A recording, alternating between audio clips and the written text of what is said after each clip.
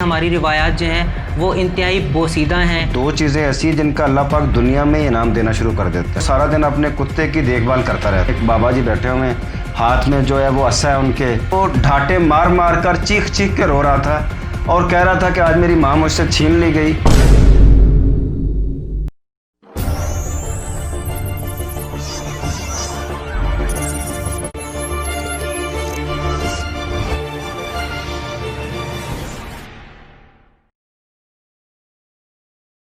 बिस्मिल्लाहिर्रहमानिर्रहीम। तमाम देखने और सुनने वालों को अस्सलाम वालेकुम। आप देख रहे हैं सोहना टीवी और मैं हूं आपका मेज़बान अब्दुल्ला मिन्हास।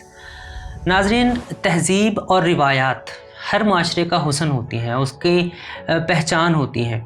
और हमारी जो इस्लामी रिवायात हैं, हमारी जो मशरक़ी तहज़ीब है वो इंतहाई काबिल फ़ख्र है।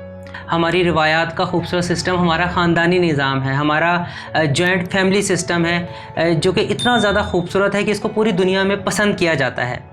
गो कि हमने इस सिस्टम की उस तरीके से कदर नहीं की जिस तरीके से कदर करनी चाहिए थी। ड्रामों के ज़रिए और लिबरल माफिया के ज़रिए, लिबरल तबके के ज़रिए ये साबित करने की कोशिश की जाती है कि हमारी रिवायात जो हैं वो इंतहाई बोसीदा हैं और उसको जो है वो बदनाम करने की कोशिश की जाती है।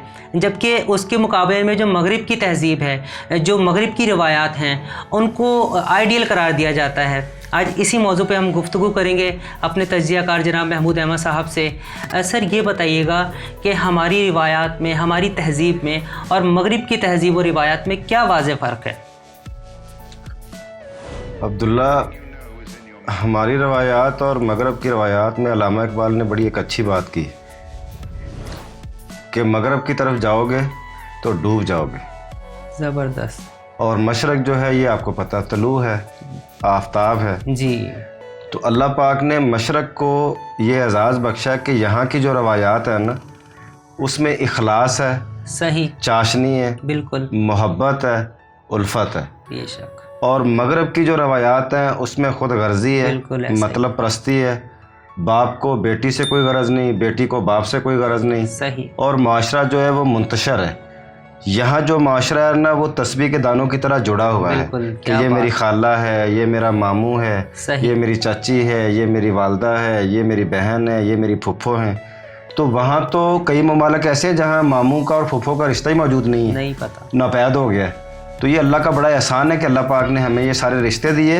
न सिर्फ रिश्ते दिए बल्कि उनके हकूक़ भी बतलाए कि फुफ्फो का क्या हक़ है, बहन का क्या हक़ है, बाप का क्या है, माँ का क्या है और दीगर जो अजीज़ रिश्तेदार हैं उनके क्या हकूक़ हैं। और फरमाया गया, बड़ी मुझे हैरत होती है कि फरमाया कि दुनिया में जो है वो दो चीज़ें ऐसी जिनका अल्लाह पाक दुनिया में इनाम देना शुरू कर देता है। एक माँ बाप की खिदमत और दूसरा सिला रहमी। रिश्तेदारों के साथ सिला रहमी करने से अल्लाह पाक इनामात दुनिया में देना शुरू कर देता है। सही। और इन्हीं दोनों को ना निभाने से इसकी सज़ा भी दुनिया में शुरू हो जाती है। तो ये अल्लाह पाक का बड़ा करम है कि अल्लाह ने हमें ये जो तहज़ीब दी है, ये जो मोहब्बत है, इस जो रिश्ते हैं, ये अल्लाह की अनायत है। हम इस पर जितना शुक्र अदा किया जाए कम है।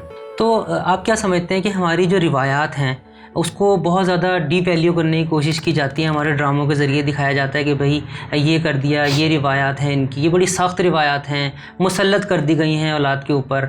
तो हमारी रिवायतें और फिर जो मगरिब की रिवायतें हैं, आप क्या समझते हैं उसमें क्या ऐसा फ़र्क है जिससे हम फ़ख्र महसूस करते हैं ना अपनी रिवायत पर? तो क्या ऐसी काबिल फ़ख्र बात है आपके नज़दीक?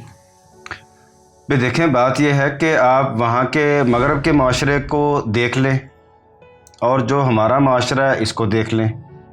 उसकी दो मिसालें मैं अर्ज़ करता हूँ जिससे जो है ना इनको समझने में आसानी हो जाएगी। सही। यूरोप में एक ख़ातून ने अदालत में मुकदमा दायर किया। मुकदमा बड़ा दिलचस्प था।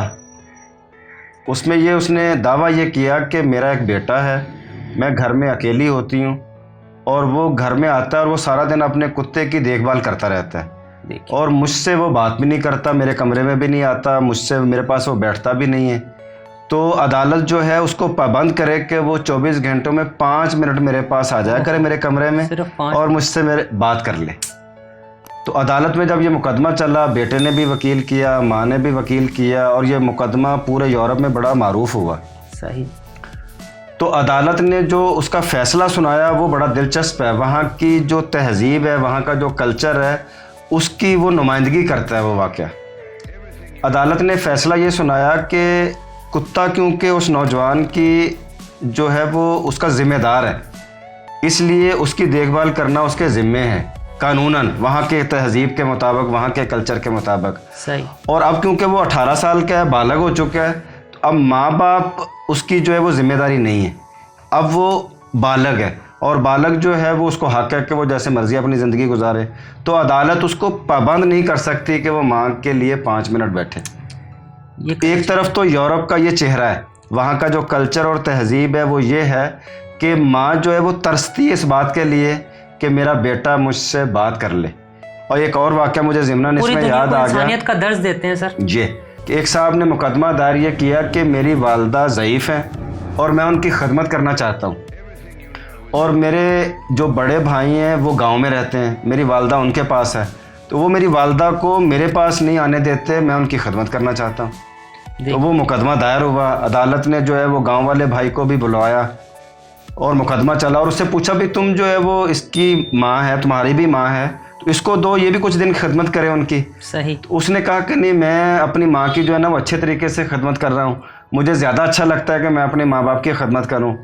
तो वो दोनों भाइयों का ये मुकदमा था कि एक चाहता है मैं खिदमत करूँ, दूसरा चाहता है मैं खिदमत करूँ। वाज़ेह फ़र्क है ये। दूसरी तरफ यूरोप में क्या है कि वो उसके पास माँ के लिए 5 मिनट बात करने के लिए टाइम नहीं है। और हमारे इस्लामी तहज़ीब में, इस्लामी कल्चर में क्या है कि 2 भाई जो हैं वो उनका इस दरमियान तनाज़ा है और अदालत तक बात पहुंच गई कि एक कहता है मैं माँ की खिदमत करूंगा, दूसरा कहता है मैं माँ की खिदमत करूंगा। तो अब जज भी परेशान हो गया, तो अब मैं इसका क्या फ़ैसला करूँ। तो उन्होंने उनकी वालदा को बुलवाया, वो बहुत ज़ईफ़ थी, हड्डियों का ढांचा बन चुकी थी, उनको एक व्हील चेयर के अंदर लाया गया। तो उनसे पूछा जज ने कि अम्मा जी आप क्या कहती हैं कि आपको जो है किस बेटे के पास छोड़ा जाए ताकि वो आपकी बेहतर तरीके से खिदमत कर सके। तो माँ ने कहा कि मेरे तो दोनों बेटे मेरी आंखों का तारा हैं, मेरे लिए तो दोनों बराबर हैं, अब मैं किसको कहूँ कि मैं किसके पास रहना चाहती हूँ, ये मेरे लिए भी मुश्किल है फ़ैसला करना। आखिरकार जज जो है वो मजबूर हो के उसने दोनों के वसाइल को देखते हुए, जो शहर वाला भाई था उसके वसाइल ज़्यादा थे, तो जज ने कहा कि ये अच्छे तरीके से अपनी माँ की खिदमत कर सकेगा, लिहाजा कुछ दिन जो है ना इसको मौका दिया जाए। तो जो गांव वाला भाई था वो ढाटे मार मार कर चीख चीख के रो रहा था और कह रहा था कि आज मेरी माँ मुझसे छीन ली गई जिसकी मैं खिदमत करना चाहता हूँ, और वो खिदमत का जो एजाज़ है आज जज साहब ने किसी और को दे दिया।